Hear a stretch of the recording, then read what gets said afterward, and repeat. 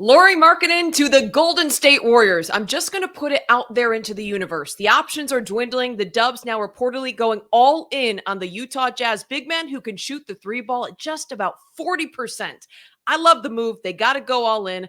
I'll explain exactly why. Coming up now on Locked On Warriors.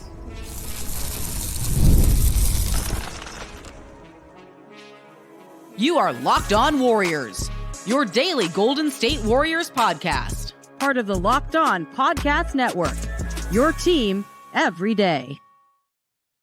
We're rocking and rolling here on Locked On Warriors. Thanks for making us your first listen every day. We're free and available wherever you get podcasts and on YouTube, part of the Locked On Podcast Network, your team every day. Today's episode is brought to you by FanDuel. Make every moment more. Right now, new customers get $200 in bonus bets with any winning $5 bet. That's $200 in bonus bets with any winning $5 bet. Visit FanDuel.com/LockedOn to get started. Excited today to be joined by David Locke, the radio voice of the Utah Jazz, longtime NBA journalist who's going to break down why Lauri Markkanen should come to the Golden State Warriors. I'm your host, Kylen Mills, a play-by-play broadcaster and host for the Big Ten Network, NBC Sports Bay Area, and more. And on today's show, we're talking all things Lauri Markkanen. What would the fit look like? Should he come to the Dubs? Is this realistic? Will the Jazz be willing to accept a trade proposal the Warriors would offer? There's reports out there that the Dubs would not move Jonathan Kuminga, so that could be a big sticking point in this deal. We're going to break it all down. David, I know you're a busy guy, so really appreciate you coming on. And for folks at home, this is the godfather of the Locked On Podcast Network, the creator of this entire thing. So if you enjoy the content, say thank you to this guy right here. He's the reason why I'm here and that Locked On Warriors brings you the best content 5 days a week. How's it going, David?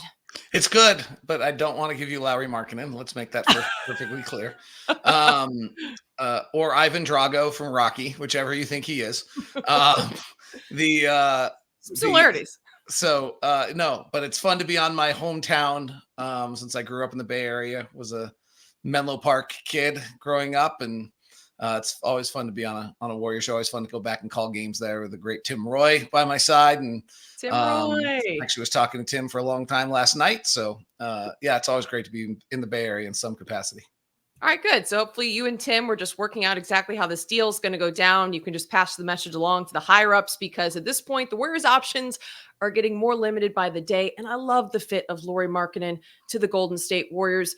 First, though, I kind of want to just get your reaction to overall the way this free agency has gone. These conversations, even now coming out that the Spurs now reportedly, the Golden State Warriors are interested in Lauri Markkanen, and the Jazz might actually be willing to shop him around, which wasn't something I thought would be the case even a week ago. So I'm surprised how much it's gained momentum. I'm trying to navigate whether it's gained this momentum because it's the last name standing or because there's something to it. Danny Ainge has been a trader over the years, but he also hasn't been, right? Like if you go back to his Boston days, he makes the incredible trade for Jason Tatum on Markel, the first pick for the third pick, and then gets an extra pick that becomes Jaylen Brown. And he basically in one trade builds the championship team. He also makes the trade that gets Kevin Garnett and gets Ray Allen on that end. He then trades Rudy Gobert and Donovan Mitchell. There also, though, were a ton of trades in the middle there in Boston in which he didn't make deals, right? For Jimmy Butler, for Paul George, for other players. So if there's a signature to Danny Ainge, it's he is kind of unbending in what he believes the value is. And he gets it or he doesn't. And he's perfectly willing to walk if he doesn't get the value.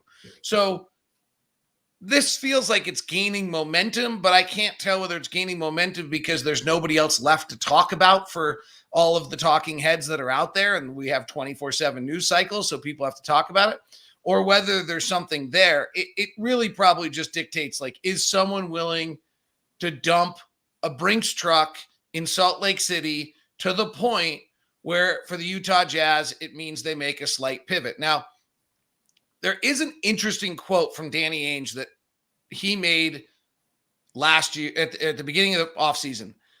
And he talked about going big game hunting. I think it got a lot of publicity. The Jazz are going to go big game hunting. But at the end of his quote, I remember that. At the end of that same answer, he says, if we get to July and we haven't been able to do anything, maybe we'll have to pivot. So there is, like, if you go back and hear that quote, there was a moment there where like, oh, okay. And they have gone big game hunting. They went after Kristaps Porzingis. They went after Drew Holiday. They went after people at the trade deadline last year. They went after Mikal Bridges, and they haven't been able to get the deals. And maybe it does mean that it's delayed their timeline, and therefore trading Lauri Markkanen for another cadre of picks and assets is actually the right move. The thing is, something you pointed out earlier, the Jazz, I think, hold all the chips because there are teams like the Golden State Warriors who are desperate for that missing piece, the one thing they feel like that's going to make them contenders or at least serious playoff teams, where the Jazz don't need to move Lauri Markkanen, I don't think by any means. I mean, do you feel comfortable if he does come back and they use him as a centerpiece to keep building around? He's awesome. He's awesome. Like your comment, like he's the perfect fit. Like he's actually the perfect fit on every roster everywhere in the NBA. There might not be a player that more universally, I mean, okay, like Luka Doncic, but no, actually like Luka, you have to get like Luka probably doesn't fit in Philadelphia, right? Joel Embiid's probably not going to let Luka do Luka things. So Nikola Jokic probably fits on every single roster in all of the NBA, but Lauri fits on every roster. He can play the 5, he can play the 4, he can play the 3. He can play with the ball or without the ball. He can play off a pin down like Clay did. And that's actually how we used him. That kind of Clay. I think the number 1 and 2 off-ball screen teams in the league last year were the Golden State Warriors and the Utah Jazz because we're running Lauri Markkanen off pin downs on the wing. When you're running a 7-1 guy off a pin down, we can get into the X's and O's on it. It's unguardable because if you switch it, the chances are the guy setting the pick is a center. Well, then your center has to guard Lauri Markkanen on the wing. If you don't switch it, then you're caught on a pick and he's open for a pin down. If you play under it, then he just steps back for a 3 and he's a 40+% catch and shoot 3-point shooter. He's marvelous. His only weakness is you probably can't throw him the ball at the nail and get a bucket late in games quite the rate you'd want. That's not a problem for you guys. You got Steph Curry. It's not a problem for, he's probably not the best player on a great team, but he might be as important as any player on a great team. He's fabulous. A couple of things that stood out when I watched his tape, David, is number one, he's got a pretty quick release. So first of all, that works in his favor when it comes to the pick and pops and those kind of catch and shoot 3 situations. The other thing is you talk about pulling a center out to guard him on the wing. He's athletic enough to where he can attack a closeout and put the ball on the deck and get to the rim. Am I wrong? No, he absolutely. And a power finisher, particularly in Chicago a few years ago when he had a score to sell. He put a rim rocker down that was loaded with all sorts of 3 or 4 years of frustration. His career trajectory, like why is Lauri Markkanen suddenly become so interesting to people? Like if you follow his career trajectory, he's in Chicago. He comes as a 19-year-old. He's still very young. If you kind of want to get into all the details, he said the hardest year of his life was he has a very close-knit family coming from Finland to Arizona, and then he gets dropped in Chicago. He actually gets married almost immediately at that point. And I think he's just lost. Then his second year, the second year in the league, they do all the things you do with a developing talent. They gave him the ball. They gave him the ball in pick and rolls. They gave him the ball. And basically they turned the franchise and they let him, have a year of misery trying to learn. Year 3 was supposed to be the year. And then they took it away from him. Like Jim Boylan, for no reason. And by the way, if you just want to get a really good player, get someone who played for Jim Boylan and then get him. I know this doesn't work for the Warriors won't like this one, but it's the Luke Walton, Jim Boylan theory. Players who played for either Jim Boylan or Luke Walton, get them afterwards.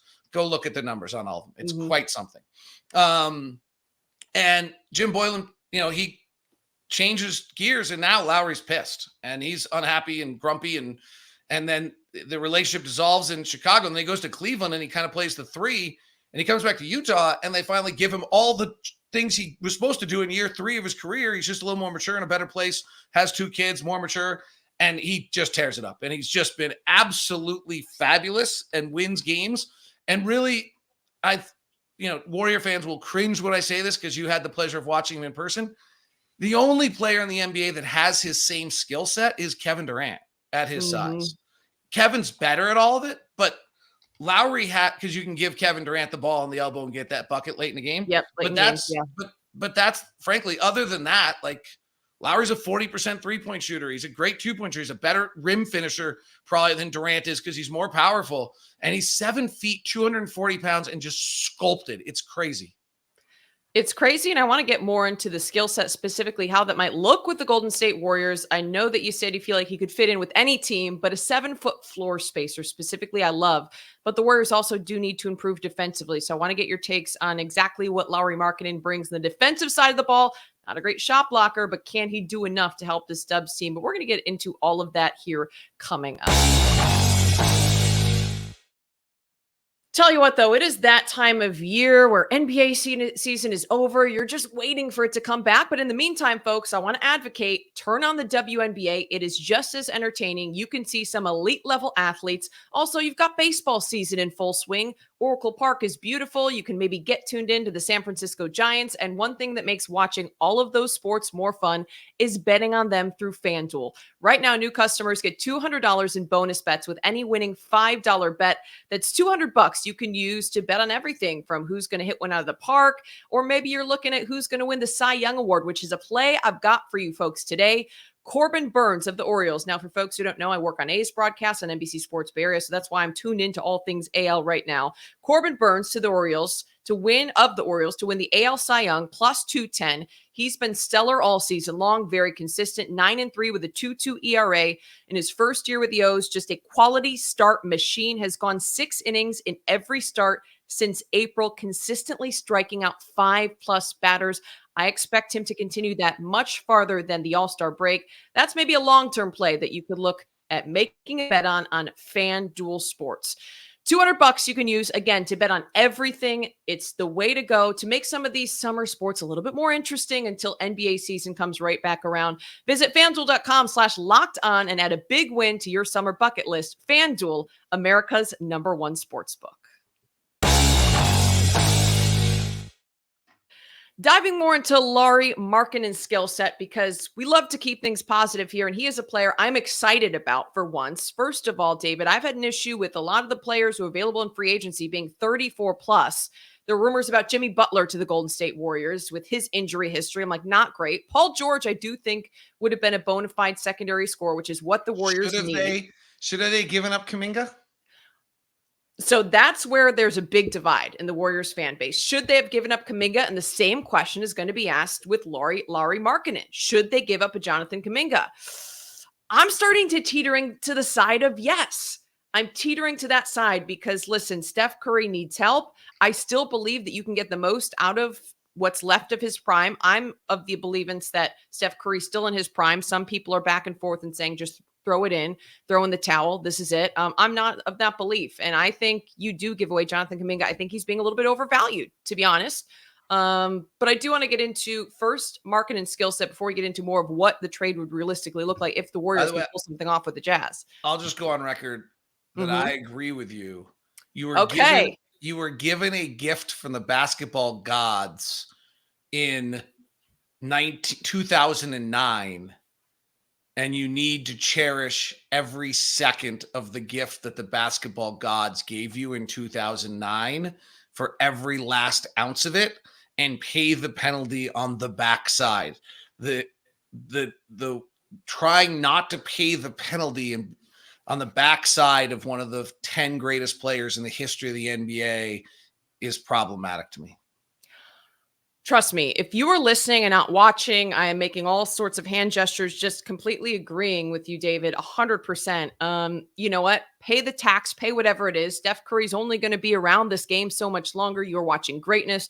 One of the most incredible things I've ever seen in person is him drop 60 points, could not miss, and you still have that on your roster. You've got to make the most of it, do the man a service. And I think that bringing in a Lauri Markkanen would certainly do him a service, at least in getting Steph help and a reliable secondary scorer, and maybe making this team contenders. I don't know that I'm ready to go that far yet. I want to see how some of the other pieces come into play for this roster.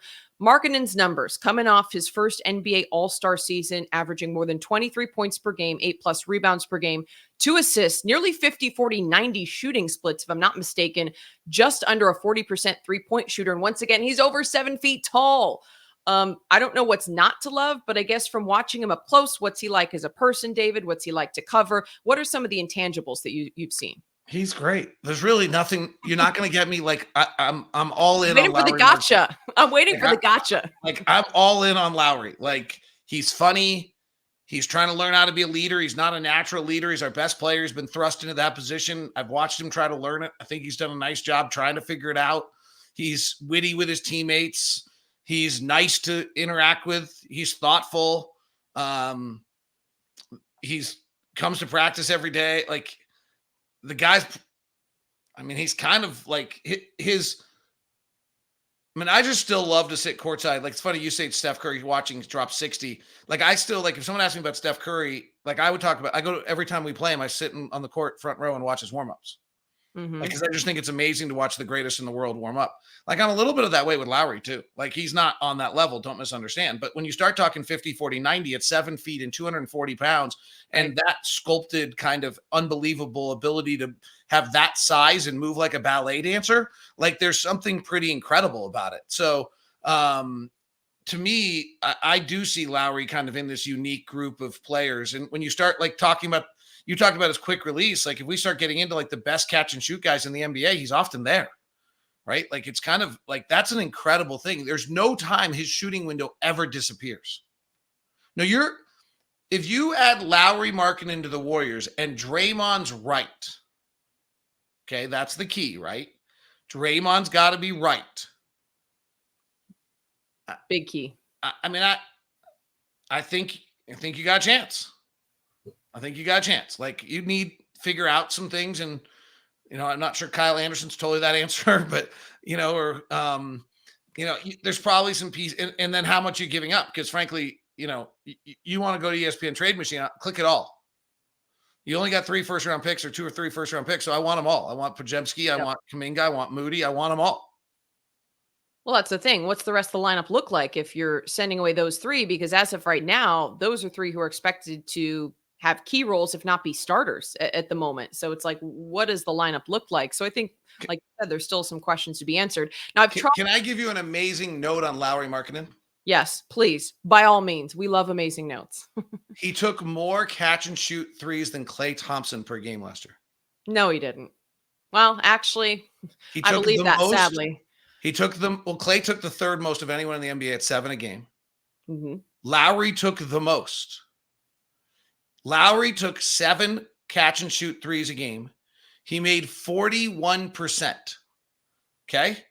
Of players that took at least 5, there's only 3 players in the NBA that shot better than 41%.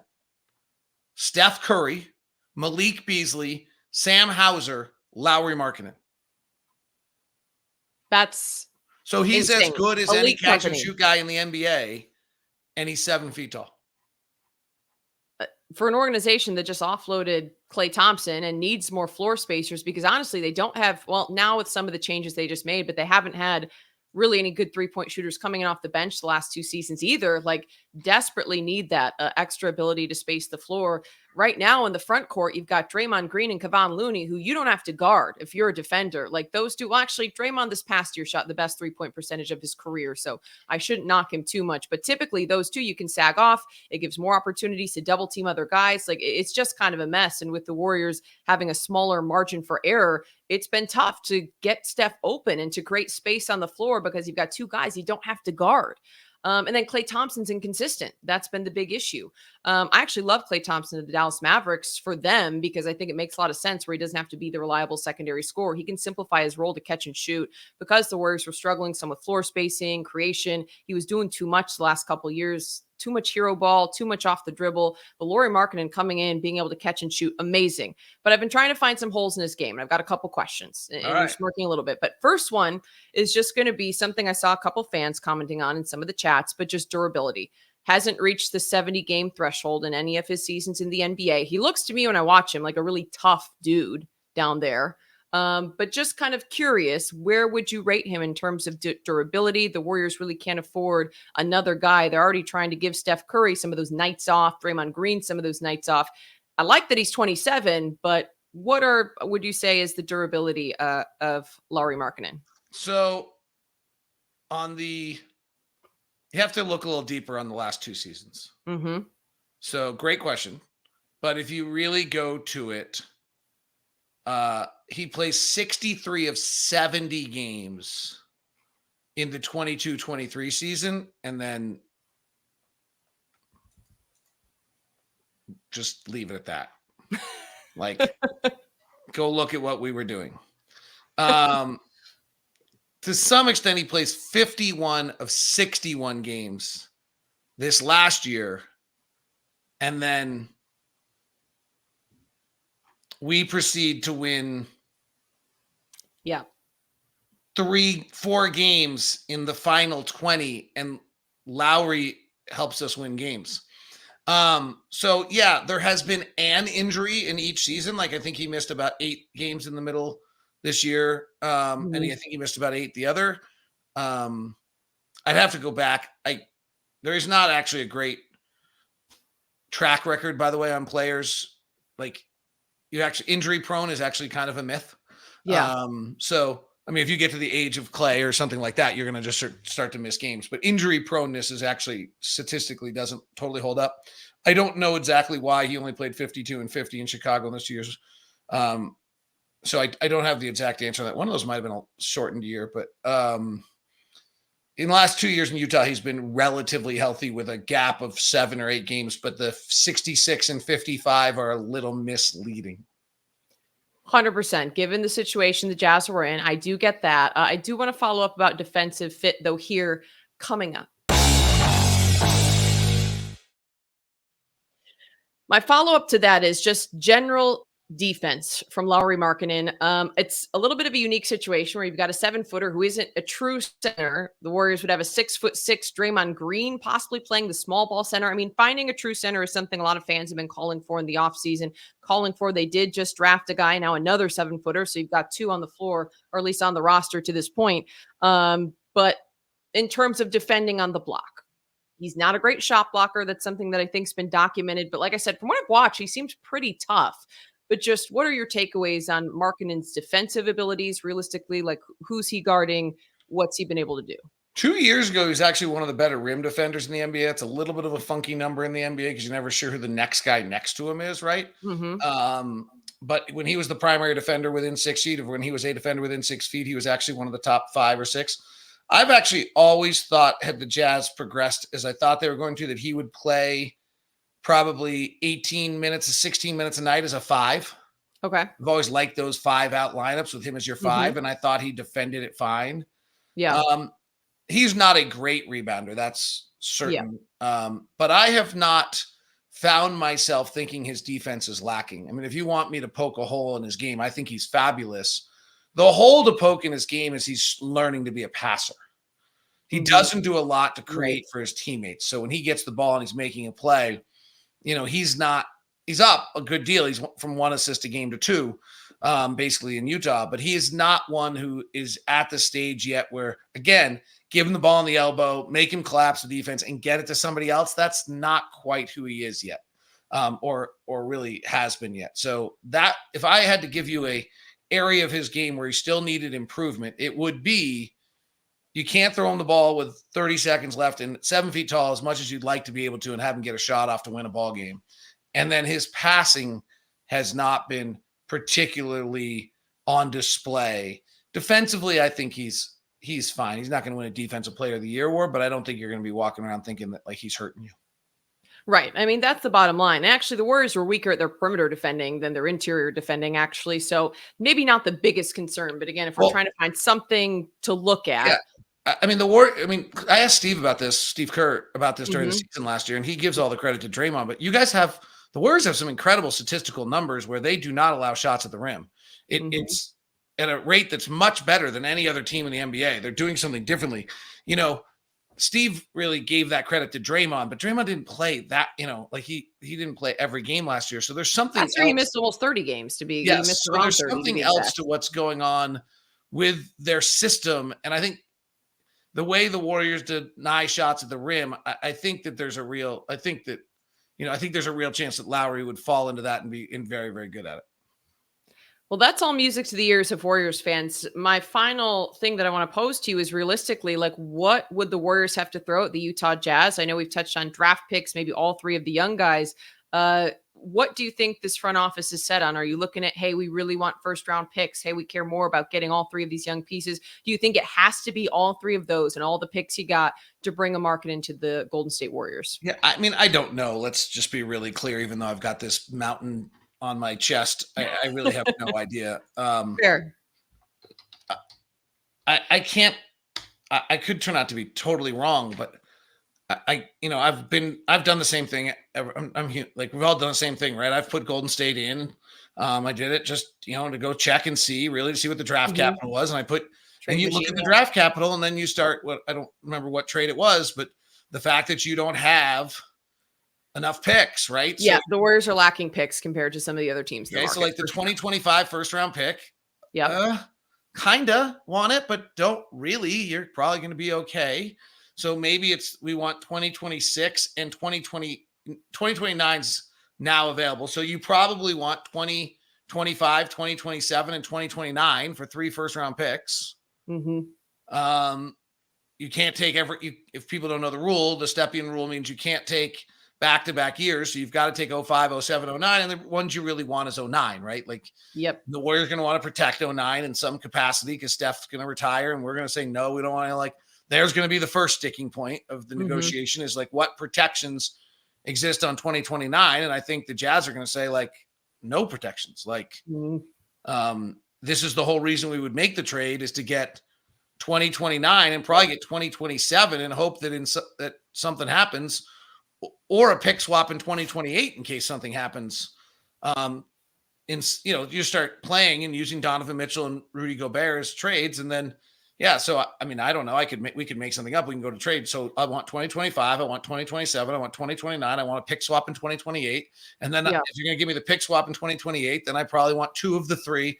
Now, the problem for the Jazz, I'd actually have to go look. I think we actually have 3 pick swaps in 2028 already. Mm-hmm. So if you can't you don't get more picks for pick swaps, right? Right. And so it's actually tricky thinking about the Jazz situation. I just was thinking about maybe we'd actually want 2026 and 2028 and a pick swap in 2029. Right. Because and then 3 of the players, because we have, I got to pull it somewhere, but off the top of my head, we have the Cavaliers 20 and the Timberwolves 25 and 27 and 29. And then we have pick swaps with Cleveland in 28 and a pick swap with Cleveland and Minnesota in 26. So I don't think we want, if we're playing around here, 2027, we already got 4 first round draft picks as of right now. So we probably want the 2028 and a pick swap in 2029, and we want 2026. And then we like Kuminga and we like Podziemski. That's the thing. The fan base, it's interesting. The Warriors fan base is split right now. Some say don't give away the picks because, like you said, 28, 29, Steph is going to be retiring at some point. We got to keep those. And then the other half says we got to keep Jonathan Kuminga. If you're the Warriors, we touched on this at the beginning, but I want to get your full take. Would you give away Jonathan Kuminga for Lauri Markkanen or even another big piece? I know the options are limited at this point, but Kuminga reportedly was the big sticking point in the Paul George deal. That's come out now. The Athletic is reporting that the Warriors were refusing to give him up. And that was a part of why the Clippers denied it. Again, there's all kinds of reports out there at the moment, but would you give that away? I just haven't watched him enough to know, perfectly honest. Coming out of the draft, he did not shoot well in the G League. Mm-hmm. The data I have on players that shoot as poorly as Jonathan Kuminga, which includes Ron Holland and multiple other players in this last draft, Stephen Castle, is that they actually never shoot well. The myth that you can turn someone into a shooter in the NBA is a myth. We'd like to talk about Kawhi Leonard. He's entering his 16th season. Find me another example in the last 15 years. I would appreciate it. It's interesting you say that because it's something the Warriors have brought up is possibly improving Jonathan Kuminga at some of the shot making and sliding him to the 3. So he couldn't work the 3, but sliding him from the 4 to the 3, but he'd have to improve the shooting. But he can't the 3 and the 4 have to be able to shoot the 3. I think it's